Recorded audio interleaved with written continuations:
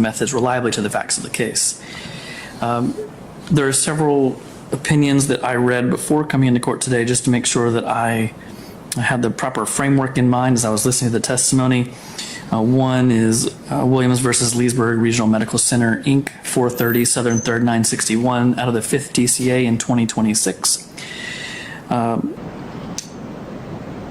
This stands for several propositions, but I liked it just because it kind of gave the overview that the proponent bears the burden of establishing the admissibility. Also talks about first determining whether the individual qualifies as an expert, and then what is being determined in terms of reliability. I quoted this opinion earlier when I was making a ruling to allow the defense expert to testify, that reliability is determined by examining the expert's underlying methodology rather than his or her ultimate opinion, and there were non-exhaustive factors that I quoted earlier. I also think this case is important because it sets forth the careful balance required by the trial court's gatekeeping role. On one hand, the expert found no evidence of disease, trauma to the body, obstruction to the throat, drugs, insect, or snake bites. And so that sounds very similar to what we've heard here today. This case says a medical witness may reach a conclusion by the process of elimination through excluding natural causes of death. This process of elimination will not render the witness's conclusion inadmissible, but merely affects the weight to be given his testimony, which must be determined by the jury. Now, that is actually all a quote from the Early case out of the 3rd DCA in 1978. The Huck court was quoting the Early court. And so the Huck court ultimately determined that there is nothing inherently wrong with coming to a conclusion by use of the process of elimination. There was no error in the trial court's determination to allow the medical examiner to testify on that basis. And it says the weight to be given to such testimony and its believability are for the jury to decide. Another case that I looked at before coming in here today is the one referenced by the defense, Hawkins vision changes, seeing orange, Southern 2nd, blurriness, muscle twitching, restlessness, seizure. And so she is able to point to something to support her conclusion. Now, I recognize the defense expert disagrees with it, but it's not that Dr. Uleski has nothing to point to. So I don't think that this is as on all fours with Hawkins as the defense would argue. And with that, I'm going to turn to the testimony. And again, it was a very long hearing, absent our break and starting a few minutes after, and I don't recall how long the Nelson hearing took, but we've been going at this since a little after 9 this morning. It's now after 1:30, so I will do my best to summarize the testimony. As far as whether the testimony was based making a conclusion blindly and just sticking with it and ignoring everything else. I recognize that Dr. Borgert comes to a different conclusion. He believes that she should have broken it out into the different scenarios more than she did. She said that she considered various scenarios and compared, how would it be different. Sounds like Dr. Borgert thinks she should have gone further and she should have been more meticulous in breaking out the scenarios and then to see, especially is that 3.4 even possible.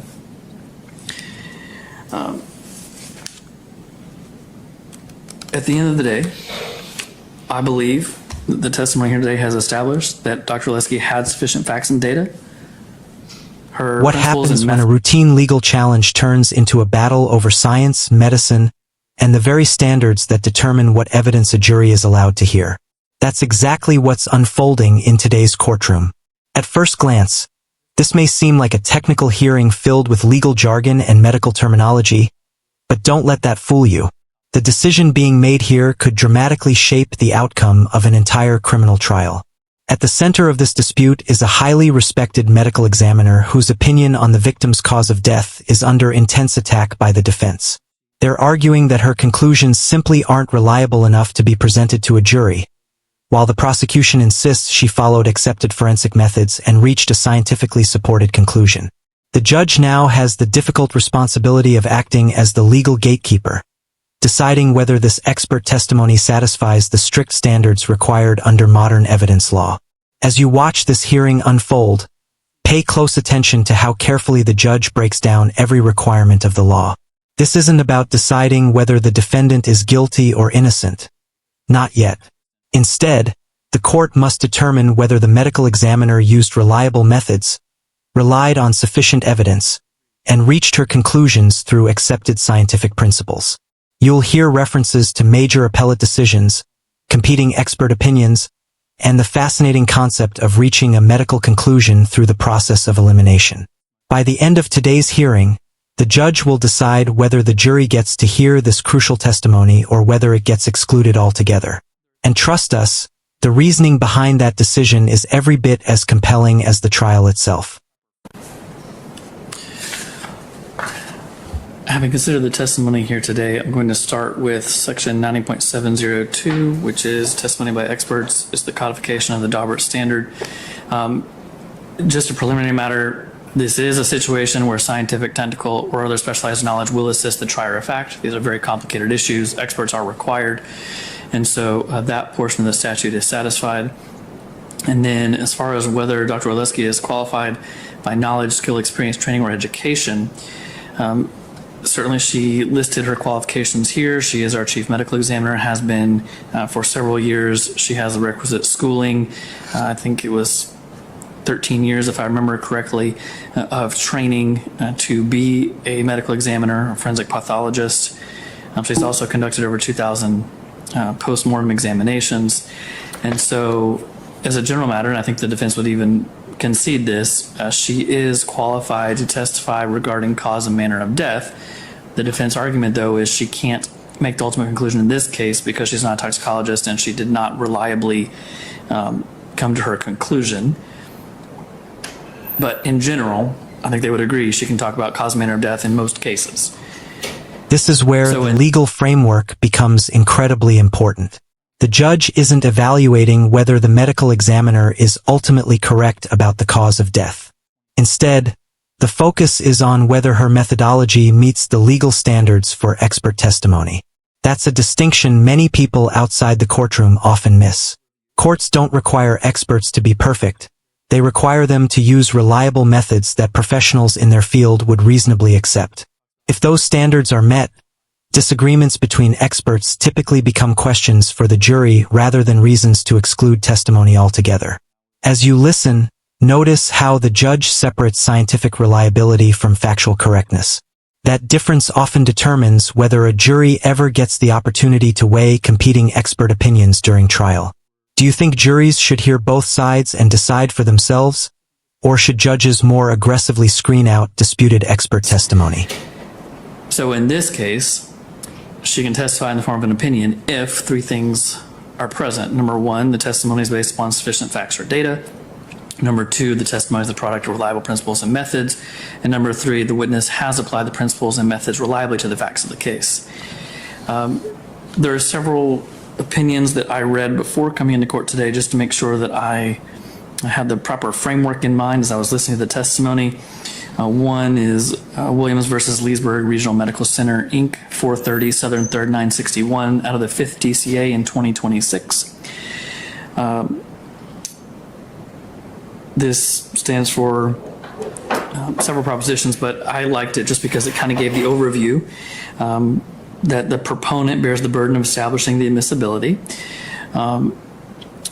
Also talks about first determining whether the individual qualifies as an expert, and then what is being determined in terms of reliability. I quoted this opinion earlier when I was making a ruling to allow the defense expert to testify, that reliability is determined by examining the expert's underlying methodology rather than his or her ultimate opinion, and there were non-exhaustive factors that I quoted earlier. I also think this case is important because it sets forth the careful balance required by the trial court's gatekeeping role. On one hand, the court must ensure expert testimony employs in the courtroom the same level of intellectual rigor that characterizes the practice of an expert in the relevant field. On the other hand, it must allow the adversarial system to address any shakiness in otherwise admissible testimony. Exclusion of the testimony is the exception rather than the rule. Nothing prevents a trial court, however, from excluding expert testimony when there is simply too great an analytical gap between the data and the opinion proffered. The state mentioned the Huck case, which is one of the cases I read. I think I first came across it in Cardona versus State, 299 Southern 3rd, 1142, out of the 3rd DCA in 2020, where it says a medical examiner may even render a cause of death opinion that was reached by a process of elimination of other possible causes. And there's a citation to Huck. Huck itself is at 881 Southern 2nd, 1137, out of the 5th DCA in 2004. So a somewhat older opinion, but was quoted as recently, or cited as recently as 2020. And that case says that a medical expert may properly render an opinion as to cause of death by process of elimination. In that case, the medical examiner testified about the internal examination of the victim's brain, heart, and abdominal areas, and he observed no evidence of any disease or condition that would support a medical cause of death. There were specific medical causes that were mentioned on cross-examination. The medical examiner conceded that such causes undetectable by autopsy were possible but not likely, given the victim's age, health, and lack of medical history. I'll go into the facts of this case in a moment, but certainly we know in this case, Dr. Oleski was not able to analyze every organ because the victim was an organ donor, but there were areas she was able to analyze. And she also mentioned that there are other possibilities, although she said unlikely, due to various things she testified about. And so in the Huck case, you had a qualified pathologist conducting a thorough autopsy and by a process of elimination concluded, based on a reasonable medical certainty, that the deceased died from suffocation or strangulation. The expert found no evidence of disease, trauma to the body, obstruction to the throat, drugs, insect, or snake bites. And so that sounds very similar to what we've heard here today. This case says a medical witness may reach a conclusion by the process of elimination through excluding natural causes of death. This process of elimination will not render the witness's conclusion inadmissible, but merely affects the weight to be given his testimony, which must be determined by the jury. Now, that is actually all a quote from the Early case out of the 3rd DCA in 1978. The Huck court was quoting the Early court.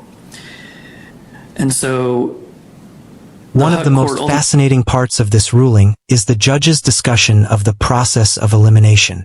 In medicine and forensic pathology, it's not always possible to identify a cause of death through a single definitive test. Sometimes experts systematically eliminate every reasonable alternative until one explanation remains the most medically probable. The judge points out that Florida appellate courts have repeatedly recognized this approach as a legitimate forensic methodology when it's applied carefully. That doesn't mean the conclusion is automatically correct. It simply means it's reliable enough for a jury to consider. The defense will still have every opportunity to challenge the expert's reasoning through cross-examination and competing testimony. This illustrates one of the cornerstones of our legal system: vigorous debate before a jury rather than excluding evidence simply because qualified experts disagree. The Huck court ultimately determined that there is nothing inherently wrong with coming to a conclusion by use of the process of elimination. There was no error in the trial court's determination to allow the medical examiner to testify on that basis. And it says the weight to be given to such testimony and its believability are for the jury to decide. Another case that I looked at before coming in here today is the one referenced by the defense, Hawkins versus State, 933 Southern 2nd, 1186, out of the 4th DCA in 2006. I do note this is under the Fry standard, not the Daubert standard, but I do still think it's worth considering seeing how it applies or doesn't apply to this case. The medical examiner in that case had conducted thousands of autopsies, similar to Dr. Oleski, but had never conducted one where the cause of death was systemic silicone embolism. That medical examiner also conceded that she was not an expert regarding the mechanism or speed that silicone migrates through the body. That expert also did not review any literature regarding the effects of silicone on the body prior to drafting the autopsy report. At trial, the medical examiner could point to nothing to support the conclusion that an injection of liquid silicone could migrate through the vascular system as quickly as would have been necessary for the silicone injection to have caused the decedent's death.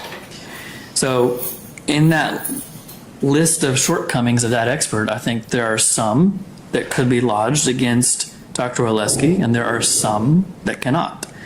Dr. Oleski conceded she is not a toxicologist. She did, however, review literature regarding the use of lidocaine in various cosmetic procedures, how things can go wrong. She not only reviewed, a textbook, but other sources. She also went to a seminar, talked to this person, the doctor who gave the seminar afterwards. She consulted a neuropathologist. She consulted toxicologists. That's a far cry from the medical examiner in Hawkins, who didn't read any literature regarding the effects of silicone on the body. As far as that medical examiner not being able to point to anything about how the injection of liquid silicone could migrate so quickly, I think that's where, Dr. Oleski's use of the phrase clinical diagnosis that frustrated the defense. She at one point testified that when she's talking about a clinical diagnosis, she's talking about a constellation of symptoms that are observed, not necessarily based on just a blood level. And so her testimony was that there was a constellation of symptoms that does support that this death was the result of complications from lidocaine toxicity. Some of the ones that she mentioned, just off the top of my head: vision changes, seeing orange, I think, blurriness, muscle twitching, restlessness, seizure. And so she is able to point to something to support her conclusion. Now, I recognize the defense expert disagrees with it, but it's not that Dr. Oleski has nothing to point to. So I don't think now that the judge begins comparing this case to prior appellate decisions, and this comparison is absolutely critical. Rather than accepting either side's arguments at face value, the court carefully analyzes whether the facts here truly resemble earlier cases where expert testimony was excluded. The judge acknowledges that this medical examiner isn't a toxicologist, but also emphasizes the extensive research, consultations with specialists, review of medical literature, and additional investigative steps she performed before reaching her conclusion. That combination of independent research and multidisciplinary consultation appears to distinguish this case from the precedent relied upon by the defense. It's a reminder that judges don't simply match case names. They compare the underlying facts. Small factual differences can completely change the legal outcome. At this stage, which expert do you find more persuasive based on the judge's analysis so far? All fours with Hawkins, as the defense would argue.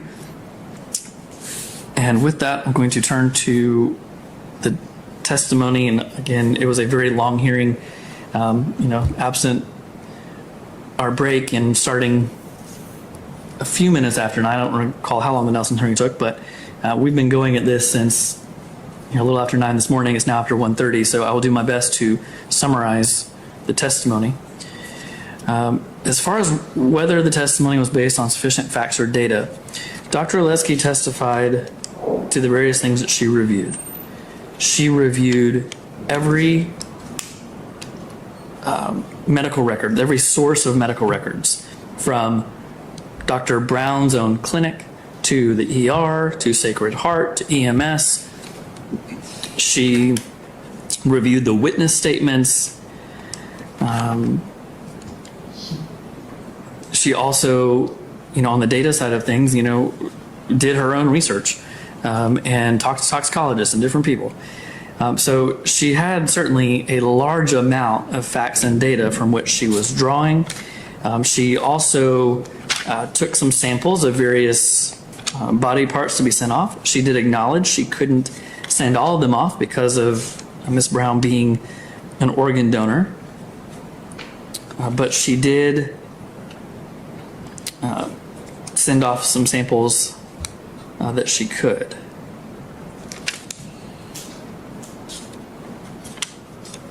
I think she had tissue samples from the brain, the thyroid, the ovary, and the spleen.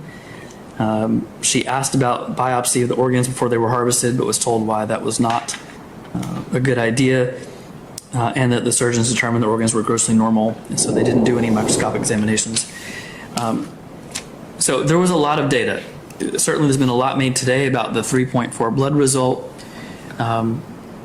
Toxicology is certainly a field for medical examiners to consider, but it is not the only field. I think Dr. Oleski was very candid that she is not a toxicologist. Dr. Borgert was very candid. He is not a medical examiner. Toxicology is a field that is relied upon by medical examiners, but it is not the only field. As far as whether Dr. Leski's testimony was a product of... The judge shifts from discussing legal precedent to examining the actual work performed by the medical examiner, and this is where the ruling starts to take shape. Notice how methodically the court reviews every source of information she relied upon. It wasn't just one toxicology report or a single observation during the autopsy. According to the testimony, she examined medical records from multiple providers, reviewed witness statements, ordered laboratory testing where possible, consulted toxicologists and specialists, and even considered the limitations created because the victim was an organ donor. The judge appears to be asking one central question. Did this expert conduct a thorough and scientifically responsible investigation before reaching her opinion? The defense may disagree with her conclusion, but disagreement alone doesn't necessarily make an expert unreliable. Courts often distinguish between an imperfect investigation and an unreliable methodology, and that distinction could ultimately determine whether the jury hears this testimony. Whether Dr. Leski's testimony was a product of reliable principles and methods, case law talks about how the process of elimination is valid, ruling out these various things. As to whether she reliably ruled out these other possible causes, let me set aside complications from lidocaine toxicity. Let's talk about other things it could have been. Let me get to my notes on that. She determined it was not a pulmonary fat emboli. It was not an infection. As best she can tell, it was not a congenital cardiac issue. Again, she couldn't examine the heart, but she did go so far as to find out, okay, the person who got her heart, are they okay? Are they still alive? Are they having any problems? And apparently 6 months after the transplant, everybody who received Mrs. Brown's organs were fine. She said it was not a benzodiazepine overdose. There were no seizure foci in the brain. She even had a neuropathologist look at that. She considered the patient's previous syncopal events. She considered all of these different possible causes and ruled them out. It's not like she just said, lidocaine was given, she had a seizure, she died, therefore that's what it is. She went very far beyond that, ruling out all these other possible causes of death.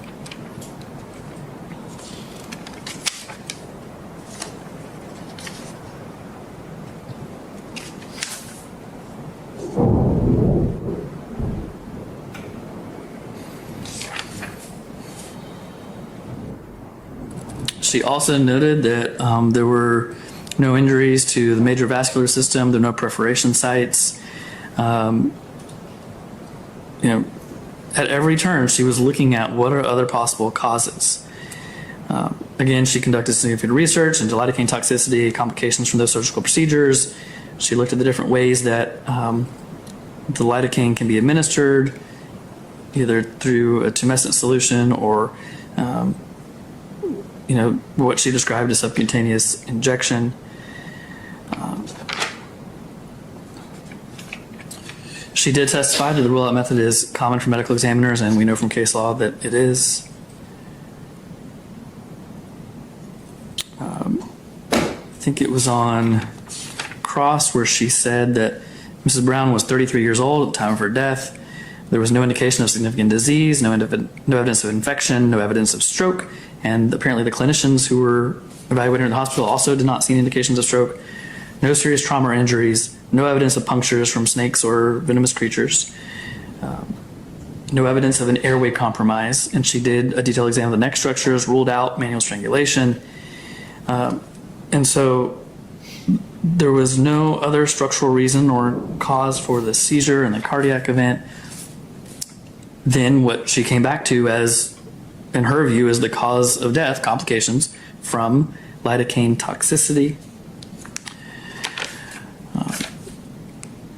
as far as the research that she mentioned, I think I've already gone over that. It was the assault textbook, it was the anesthesiology book, it was surgical procedures literature, it was Dr. Susan Eli and Dr. Gill, their book. It was a lecture by Dr. Eli. She called Dr. Eli, she spoke with Dr. Goldberger, she spoke with another toxicologist. And so she is not just making a conclusion blindly and just sticking with it and ignoring everything else. Here's where the hearing becomes especially compelling.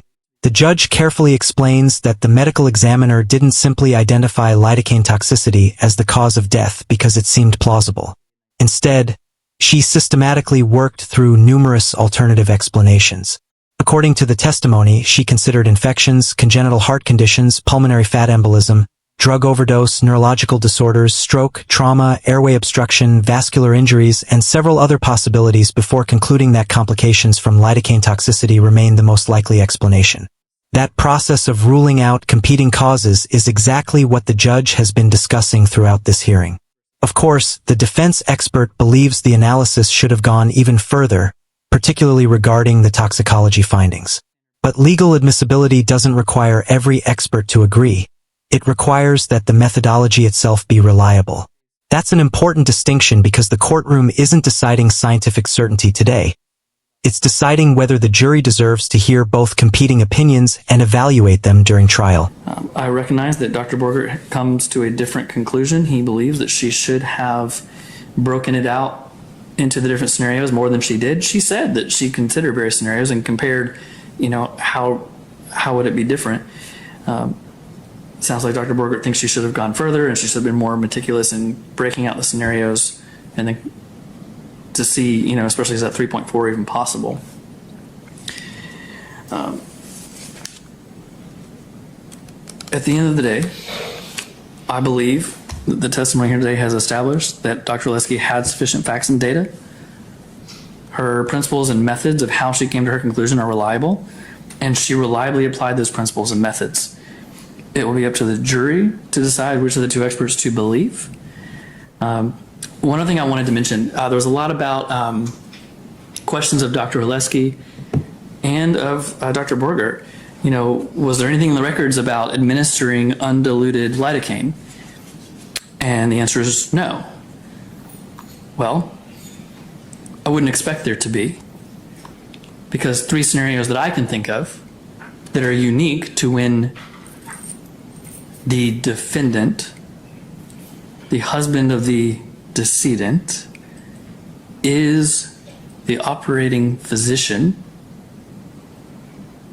I think there are three possible scenarios. One is that he in fact did not improperly administer anything. That is possible.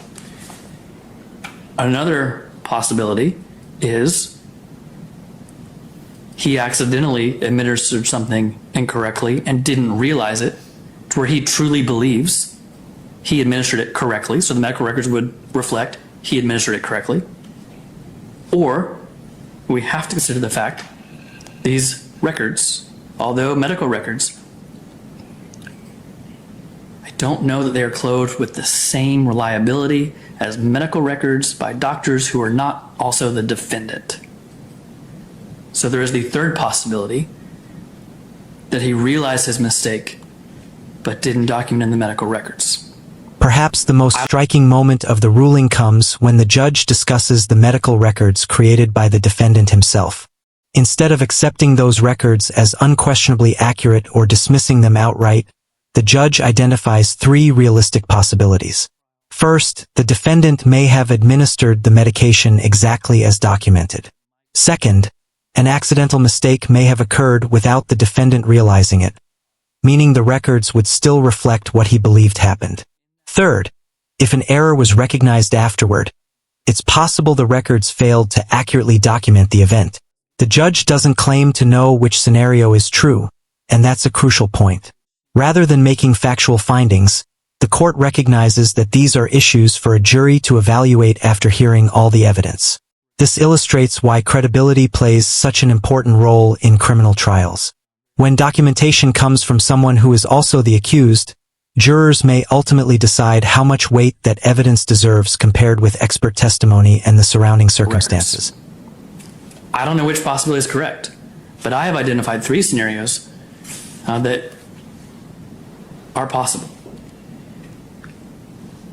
Dr. Borgert seemed to be more believing of the medical records, specifically the ones from Dr. Brown. But I can't ignore the fact that the defendant is the one who wrote them. And so to some extent, they are self-serving. So all that, I find that the motion should be denied. The jury should be allowed to hear Dr. Oleski's explanation as to what she did and the conclusion she reached, just as the jury should be allowed to hear from the defense perspective why they think that this conclusion is incorrect. I think this is an issue After nearly an entire day of testimony, expert analysis, legal precedent, and intense argument from both sides, the judge reaches the conclusion that has been building throughout this hearing. The motion to exclude the medical examiner's testimony is denied. But it's important to understand what that ruling actually means. The judge is not declaring that the prosecution's expert is unquestionably correct, nor is the court rejecting the defense expert's opinions. Instead, the ruling recognizes that both experts have presented qualified opinions, and the disagreements between them go to the weight of the evidence, not its admissibility. In other words, this isn't a decision about guilt or innocence. It's a decision that the jury should hear both perspectives and determine which expert they find more credible. That's one of the defining principles of the American justice system. When reliable expert opinions conflict, jurors, not judges, are generally entrusted with resolving those disputes. This ruling ensures that the trial will move forward with both sides presenting their strongest scientific evidence, setting the stage for what could become one of the most critical battles of the case. I think this is an issue of weight, not admissibility, and that it's appropriate for the jury to resolve. So respectfully, Mr. Romero, I'm going to deny the motion. Yes, Your Honor. Is the court going to issue a written order? You want me to draft one, or how do you want to handle it? I will enter a written order just memorializing the ruling, but I've stated on the record my detailed reasoning, and so I'll just cite, today we had this hearing, I heard this testimony, and for the reasons announced on the record, the motion is denied. Today's hearing demonstrates just how significant pretrial evidentiary rulings can be in a criminal case. While much of the discussion focused on complex forensic science, toxicology, and legal standards, the judge's responsibility remained remarkably clear. Determine whether the medical examiner's testimony was based on sufficient facts, reliable methodology, and accepted scientific principles under the governing evidentiary rules. After carefully reviewing the testimony, relevant case law, and the competing opinions of both experts, the court concluded that those requirements had been satisfied. As a result, the prosecution's medical examiner will be permitted to testify before the jury, while the defense will retain the opportunity to vigorously challenge those conclusions during trial. Ultimately, the judge emphasized that credibility and the weight of the competing expert opinions belong to the jury, not the court, to decide. This hearing serves as a powerful reminder that the justice system often depends on careful legal analysis long before a verdict is ever reached. Expert testimony can shape the direction of an entire trial, but it's the jury that must evaluate conflicting evidence, determine credibility, and reach the final decision based on all the facts presented in court. If you found this case as shocking as we did, make sure to hit that like button, share your thoughts in the comments, and don't forget to subscribe for more jaw-dropping courtroom breakdowns.